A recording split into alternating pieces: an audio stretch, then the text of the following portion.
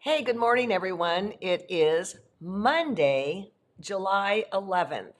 I can't believe this month is almost halfway done, and I need to go do Joanne Sharp's class because I don't want to get behind. Oh, there we go. I'm seeing the comments come in. Yay! Okay, I figured out what happened last Friday. Um, Heidi jumped on my keyboard and hit something on this thing, and it just blew it all out. So, that I just like, oh my gosh. John's like, now we have to check like, a half hour before and make sure it's all there and that the cameras are all set up and all that. And I have a new, I have a new tool. I don't want to make my cat mad at me, but if I just hold this up, she is out of here, out of here. So yeah, go away, kitten, right now. You're not going to mess with my computer. So today it's going to be hotter than the hinges here. And that's okay. Thank goodness we have air conditioning. In the olden days, we didn't. And when I was a kid, and man, my mom shut this house up right now at 10 o'clock. And by 5, you're just like, lying on a sprinkler in the backyard. So here we go. From the west side of the East Bay Area foothills. Oh, okay. That is where Laverne is. All right. This is not show and tell. We're going to do show and tell on Friday, but I got this picture from a gal named Linda, and this is her first quilt, and she is using this book, Make Your First Quilt. And I think she's played with no, I think she kind of did the same set. I don't know. But I was really excited about this. And my first question was, do you like it? Do you like no, do you like the quilt? That was my first question in my brain. But then, more importantly, do you like the process? And that's the whole thing Katie is taking us through is enjoying the process, and that's even probably more important than the product. But congratulations on your first quilt. This makes me very happy for you. I want to share with you my home away from home office. And this is where you will see me before this. And I am getting stuff set up. Now, I'm laughing at this because bubble wrap is another thing I can use to keep her so she doesn't scratch her claws. Okay, she's got stuff to do her claws with and all that. But man, but then again, I just pick this up and she is out of here, all right? Although no, because right now she's right down here, ignoring the whole situation. All right, so what was going on there? Let me show you. Quilter Select has a new product coming out called Design and Quilt. And Judy on the top, Fredenberg, is out of Wisconsin. She is an R&K educator. She's a quilter, and she's also understands computers, all right, and understands these programs. She helped write the how-to book when you get it. This program, just like to take you through a very basic these are some of the things this program can do. It's a very, very deep program. It is different from its competition. It is easier, but if you are using another program and expect to come over and get the same thing, it's not going to happen. It's been built on the R&K platform, which if you are an embroiderer, you know that how good their programs are. So look, I come from this school of this, guys. I come from the school of when we had to draft our own things, okay? And Barbara said, Alex, think of it as the overlay in Jenny Byer's books. I mean, this book is 100 years old, and you would get like these overlays. And so, for example, when Lois was here last week, she was doing a 4-inch kaleidoscope and she wanted to do a 6-inch kaleidoscope. And I said, okay, I'll draft it for you. And I sat down, there's my friend. I sat down and I couldn't remember how to do it. So I went to this book and I tried all these overlay grids. Well, that's not going to help me. And then all of a sudden I realized it's this one. It's basically an 8-pointed star. Now, I know how to draft an 8-pointed star, so I could do this for her. I could do it. But with the computer program, you don't have to do this. This is the kind of thing it will be able to do for you. So I am very excited about, let's just see if this works right now, about learning this and getting good at it. Look at that. Oh yeah, like she's afraid of this, right? I don't know. So pretty excited about that program, and I'm going to be learning it alongside with you. And Barbara could, on that tutorial with Barbara and myself and Judy, she could ask questions that I just, I don't even know what to ask because I'm so old school. Okay, so here's another thing. While we're talking about her, not Barbara, Heidi. Hey, Margot. Okay, she needs to learn to ruler quilt. Okay, and if she can do it, you can do it. I also want to note was almost done with doing this crazy background grid, and so she came up and wanted to learn how to ruler quilt. And then when she got here, we were done sewing for the day. But I want to point out with the background grid that I'm doing, and I have this quilt right next to me. I thought I might just cry with the all the stop starts. Let me see if I can find a corner here. Yeah, let's go in here. With all, oh, this would be good. With all these stop starts because I don't want to quilt over this open lace stuff. Let me see if I can get this down and clue it in a little bit more. Yeah, so Robin said, okay, first of all, I'm not going to be putting this in competition, but Robin suggested every time you had these little stop starts, rather than pulling up the thread, just do a little back stitch and then go to the next place, do a little back stitch, go here, do a little back stitch and go here and so forth and work your way around. And then I'm going to go and just clip those little threads on top and clip those little threads on the bottom. I want to mention that I'm working with my purple self-erase pen, and I adore it because when I had marked an area and it was too puffy, and I went and ironed it after it was marked, and I knew that it was not going to stay in the quilt. So I love this pen. Okay, Heidi, get out of here. So this is a great story you guys are going to love. A gal named Jane got hold of me and has a quilt that is running fabric. One person said you need a self-erase kitty. A self-erase kitty. Yeah. Her quilt ran, and she said, okay, what do I do, Alex? I know you've spoken about Centerpol and this and that, and I have. So I wrote her, I actually said, okay, here's the deal. I have an old-fashioned washing machine with an agitator, and so I got it purposely when my HE broke down.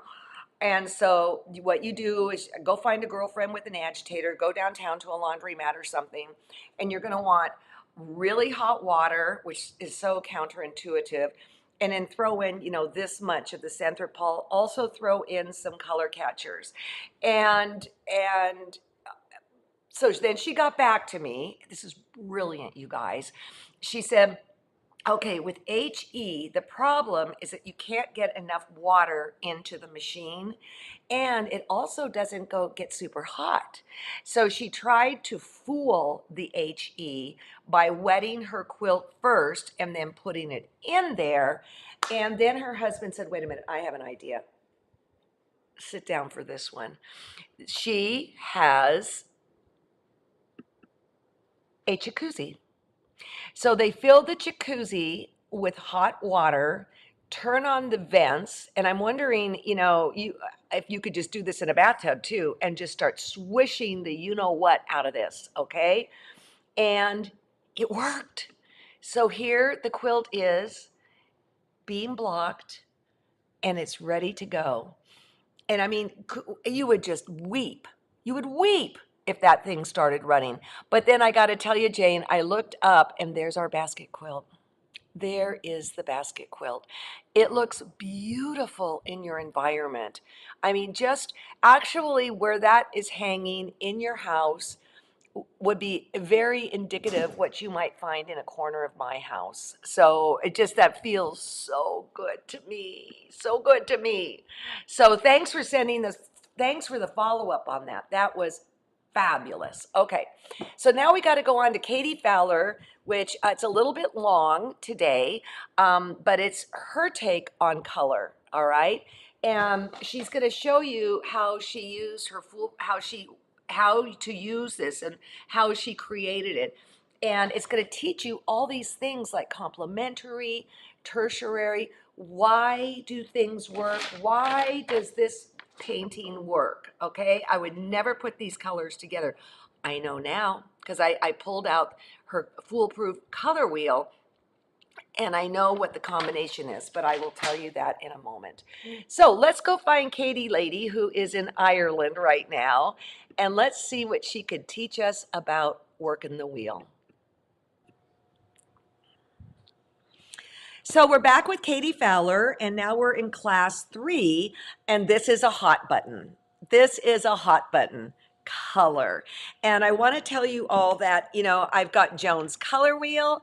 I've got all sorts of different color tools, but Katie is going to talk about color relationships, and the groovy little examples that she's going to show are coming from this tool. So understand that that is at your fingertips too.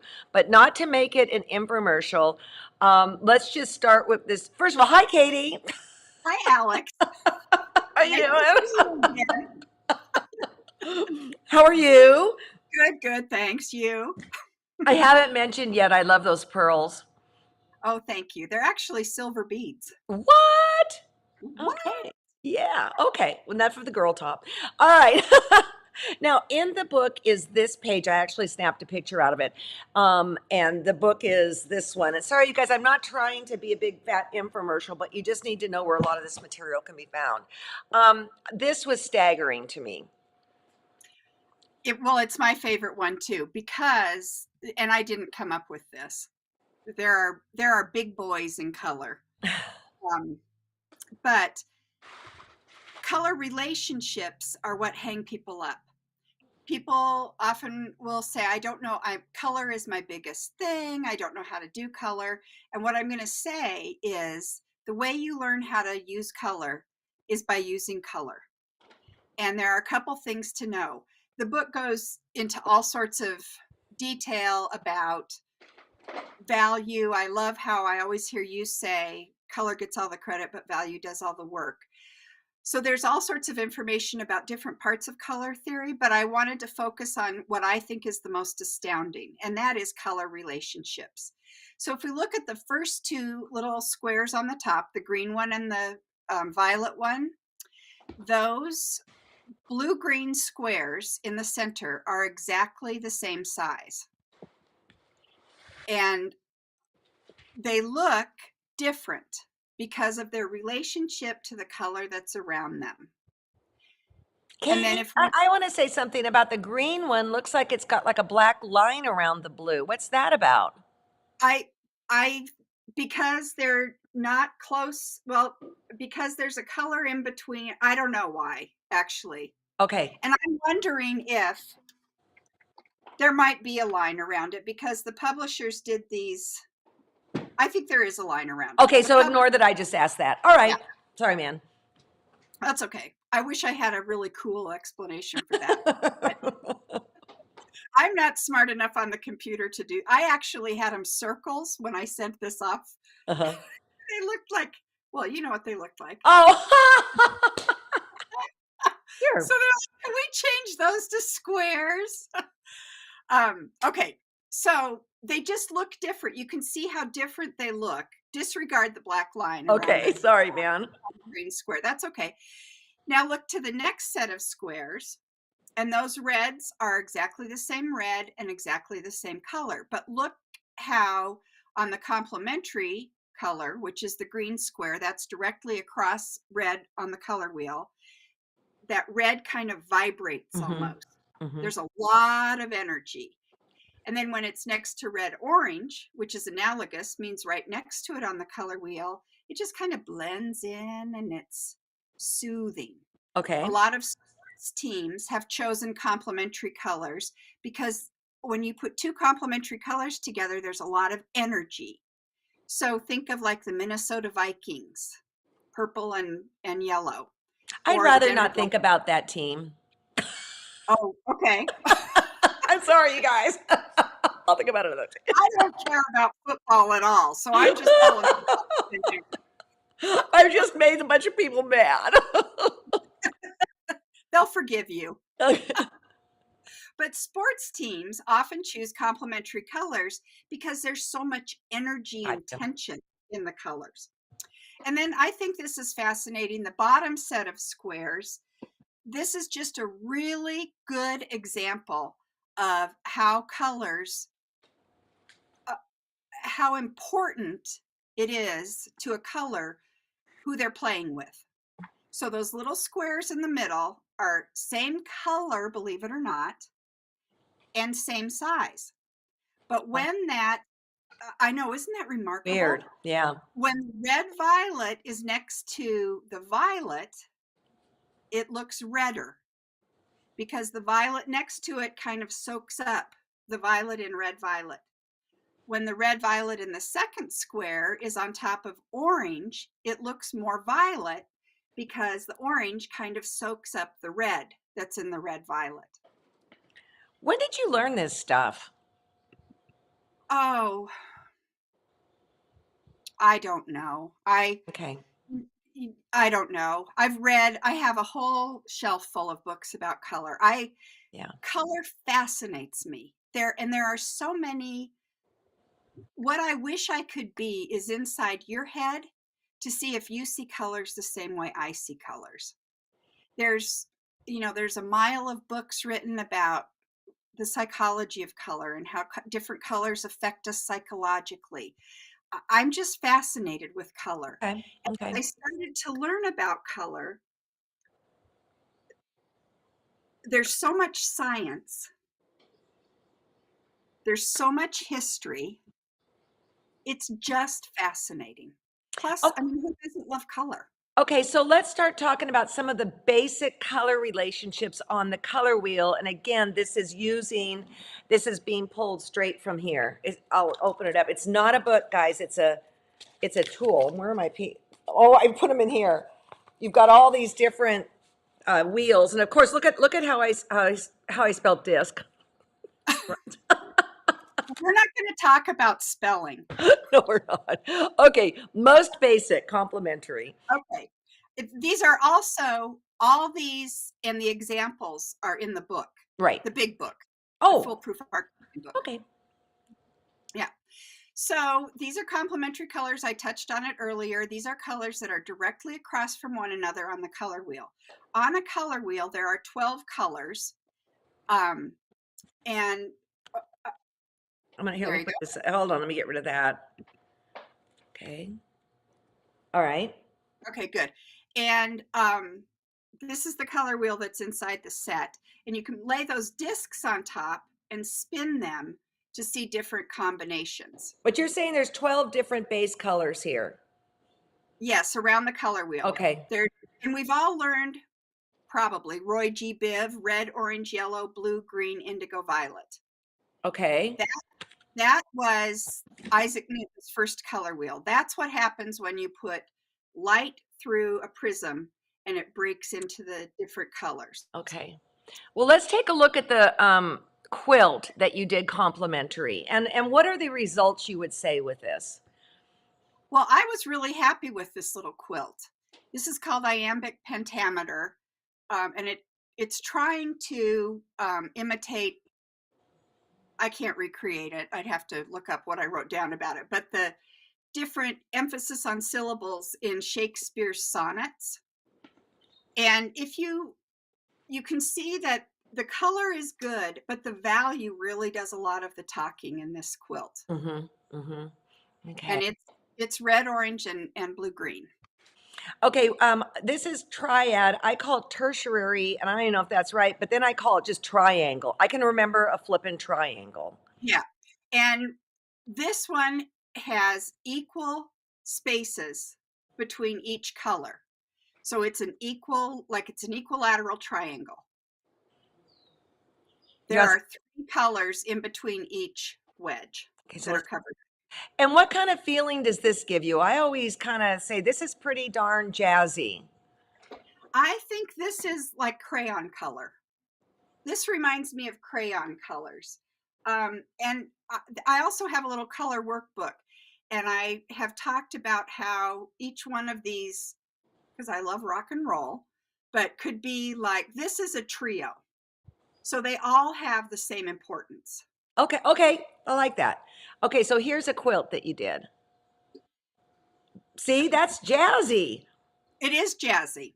Part of what makes it jazzy is that it's against black, Okay. and but it is jazzy. But when I look at it, I guess that kind of medium value red orange jumps out, but I'm not sure it jumps out that much more than any of the other ones. The Gosh, now medium, that you just said that, I see what you're saying. I didn't see it before. Okay. but also the yellow green jumps out too. I mean, they all kind of work together. Well, and I want to say too, everybody, pay attention here. They're not all the same value, meaning saturation. So you are mixing that up too. Actually, value isn't saturation. Oh, what is it? Help me. Okay, so value is you have the pure hue, the pure color. Uh-huh. You have a tint, which is when we add white, Okay. a tone, which is when we add gray, and a shade, which is when we have black. And all those different rings on the color wheel show those different Okay. values. Okay. This So, this in college, this was my nightmare. What you're doing right now. well, they didn't teach it right then. Okay. So, says the old school teacher. So, saturation is it's often confused, but what technically saturation is how much of the field shows through the color. So Oh, the best way to think about saturation yeah. is watercolor. So it's how much, if you're coloring with a colored pencil, you can color part of it really, really saturated and then lighter, lighter, lighter, lighter. And it looks like value, but it isn't because we Okay. haven't added anything to that color. Okay. I stand gratefully corrected, and I'll say it again wrong sometime. Oh, who cares? It's a tool, not a rule, remember? Who cares? Right. Okay. This is a split complementary, correct? Yep. So it's the 2 colors on the opposite of blue's complementary. I mean, Okay. it's okay. Blue's complement is orange, and it's the 2 colors on either side of that, which is yellow orange and red orange. And this one, blue could kind of be the lead singer. And Why? Well, let's take a look at the quilt and tell me. Okay, but wait, why? Why? well, because the yellow orange and the red orange are closer together on the color wheel. So if we go back to that first slide, Ay, ay, ay, they ay. kind of don't go back to, okay, wow, that was No, impressive. this one here. No, the one with the squares. Oh, okay. That was super impressive. Thank you. So those bottom 2 square, well, really the bottom 4 squares. So the yellow orange and the red orange are closer to being analogous. So they're going to be more like the squares on the right side, the orange squares. They're going to blend together more. And that blue, It's gonna pop. yep. Okay, I see that now. Okay, let me see. Let me get back to. Okay, so there that. Let's take a look at the quilt. Okay. This, Actually, you painted that. I did, yes. And it's a Okay. tiny little quilt. That's another thing that I tell people. Start small. You know, this is probably 12 by 12. And Wait a minute. sometimes Is that painted on fabric or painted on paper? fabric. Okay. Yeah, painted on fabric. Okay. And you're And right. The blues, the lead singer. yep. Gotcha. Okay. Here's another one. This is fun. So this is a tetrad, and it's just 2 sets of complements. And this one kind of sings and vibrates. And on the color wheel, you can see the different values. So the outer ring is orange, or is, sorry, the pure hue. Mm-hmm. The second ring in is the tint. That's when we add white to it. Mm-hmm. The third ring is the tone. That's when we add gray to it. And the inner ring is the shade, and that's when we add black to it. Thank you. And the grays, that second to the inner ring, those are my favorites. Those are the dusty colors. Okay. And I know on the quilt show, I think it was Becky Goldsmith talked about the grade colors. She did a quilt show about using all the grade colors. Okay. Okay. And we like that. All right. It has something to do with how the cones in our eyes work. I don't know. I'm Oh, not you guys smart watch that show. Just search her out. I've never, I've been an artist my whole life, and I have never really understood what those colors were on the color wheel. When we were talking about before, this is my favorite. Oh, thanks. Okay. Mm-hmm. So, you mentioned Joan Wolfram's color wheel. Mm-hmm. She knows so much more about color. Mm-hmm. And some of those beautiful color wheels that I look at just stop me in my tracks, which is why I developed this little one, because it's so simple. Mm-hmm. I don't have to figure out what I'm looking at. Mm-hmm. But Joan Wolfram says something like there are 72 colors. I mean, I don't remember what it is. Okay. But Okay. so much about color. That's a No, good. she does. That's that point. Yeah. Okay. Then here's this. Okay. Oh, can you go back to that little quilt? Sure. And I'll speed it up. Sorry. So this is a good example of value. You think the colors are great, but the value is really carrying the weight. And see how the inside of those squares just kind of come towards you? Yes. That's an example of value. Okay. It goes from dark to light.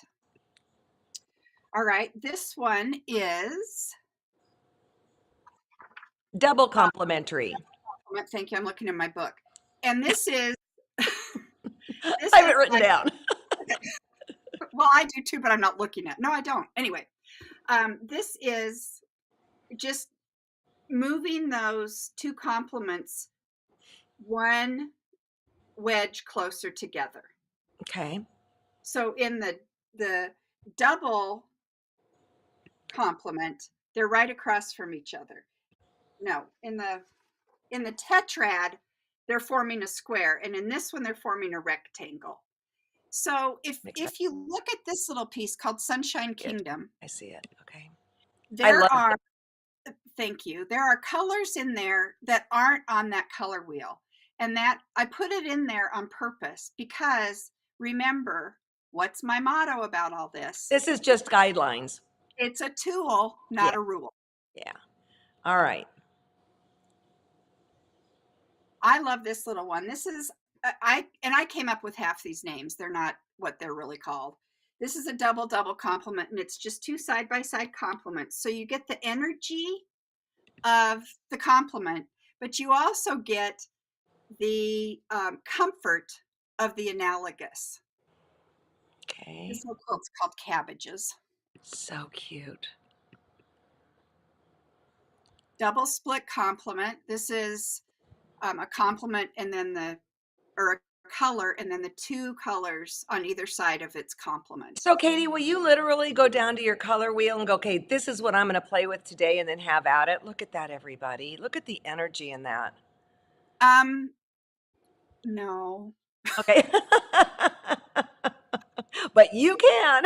Well, here's what happens for me. And I would suggest that this is how people use it. Pick one that you like and then go from there.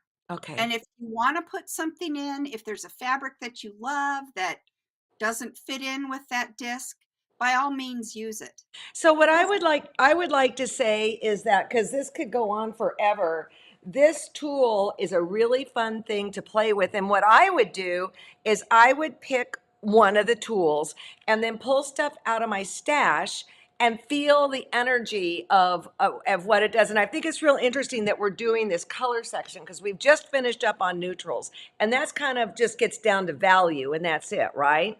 Yes. Yep. Yeah. And you know that after the color tool got published, I really put my mind to coming into my studio, picking color sets and sticking with them. Yeah. I have a horrible time doing that. I can't do it. Debbie Dowder. Well, I don't want to. I don't Okay. so it doesn't hurt to throw, there's sort of exclamation points. Yeah, Or yeah, if we're yeah, yeah. band analogy, they're the guest artist who comes on the stage, the ones that aren't in the overlay. Right, right. Okay, well, this is great. That is, we've just kind of scratched it on it. There's a lot more in the book. Next class, class number 4, we're going to do elements of design. And I like the way that you've broken it out and you've made it very simple to look at and understand. So, are you up for another session, lady? I am. Okay. I'll be here. See you for number 4. Thanks, Alex. Bye-bye. Bye.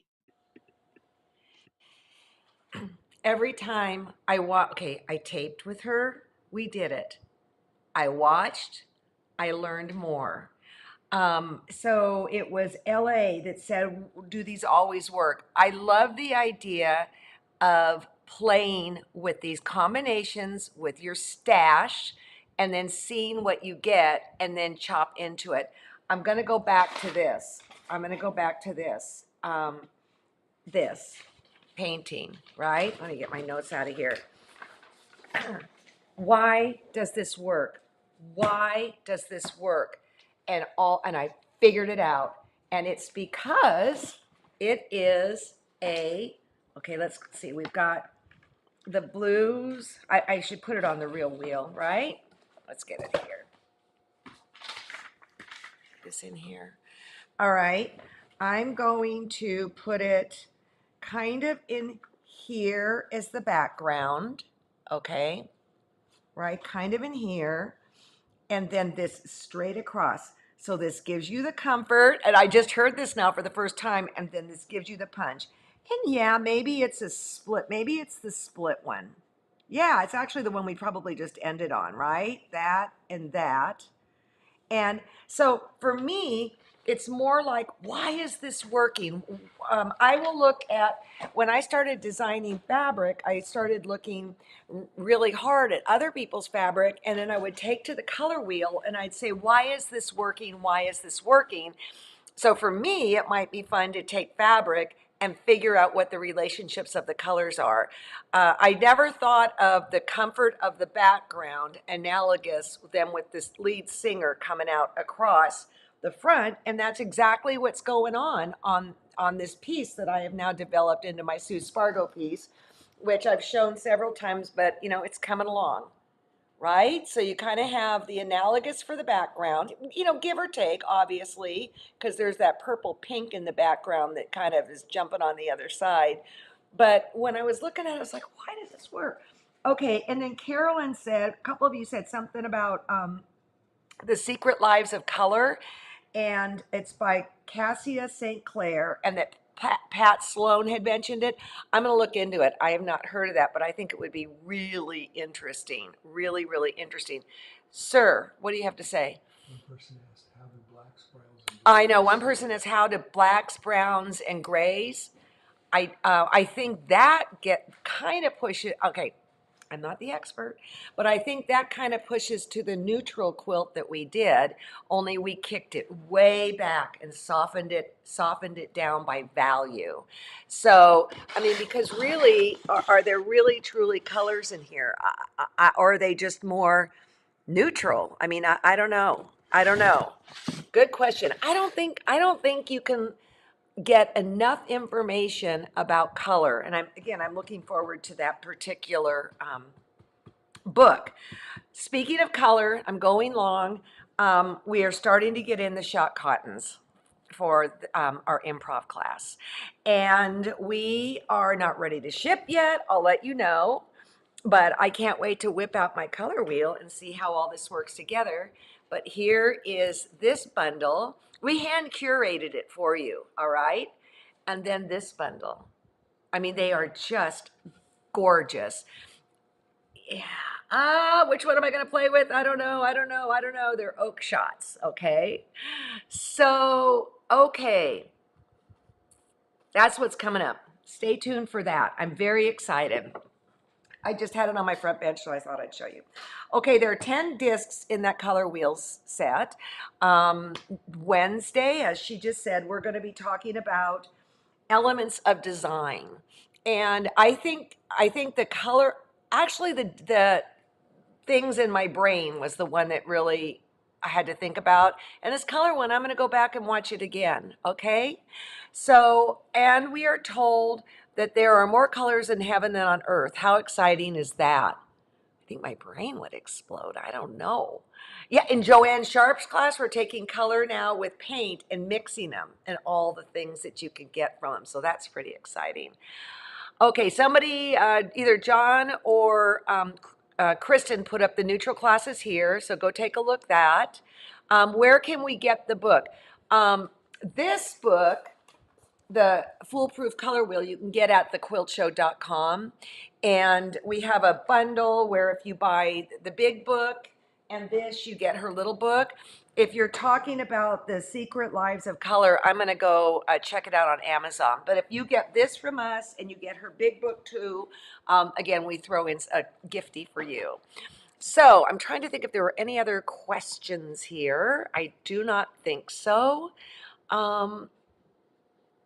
What is the book and the wheel you have there? It's this, Ryan. Okay. And the big book, which is hers, let me grab it. You're going to love this. The kitten is now asleep in my chair at my Q20. If you buy both of these, you get her little Down the Rabbit Hole book for free from us. We're going to give you that. So, okay. Have a good day. We'll see you Wednesday. If this was a little confusing, just go watch it again and watch it again and watch it again. Also, you can go to thequiltshow.com and go to watch and type in shows like On the Color Wheel, and Shirley Jones will come up. I mean, you just can't learn enough. Okay, so I will see you guys later. Sorry it ran a little late, but that was a lot of information there. Have a great day. Hopefully I can finish that quilt today if she'll let me. And we'll see you Wednesday. Bye-bye. Oh, if you want to put a quilt in show and tell, email it to me directly, alexandrsn@gmail. I will put you in queue, and I'm showing the show and tells as I receive them. So if I haven't shown yours yet, you're in queue. Don't worry about it. Okay? Bye-bye.